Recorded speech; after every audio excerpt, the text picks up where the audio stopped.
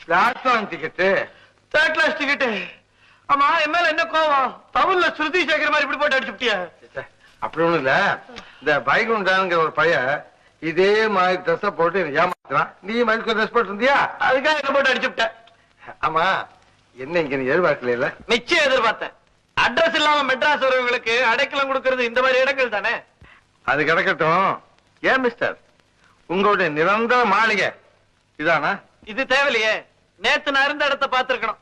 Corporation குழாய்க்குள்ளேயே படுத்துக்கிட்டு இருந்த. அது கிடக்கட்டும். நீ இந்த சிங்கார சென்னைக்கு வருகை தந்த காரணம் என்னவோ?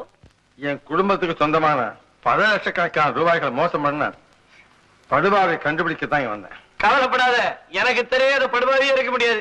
அப்படிப்பட்ட ஆளுங்க லிஸ்டே எங்கையில இருக்குது. ஆமா, உன் ஆள் பேர் என்ன? சோழமலை.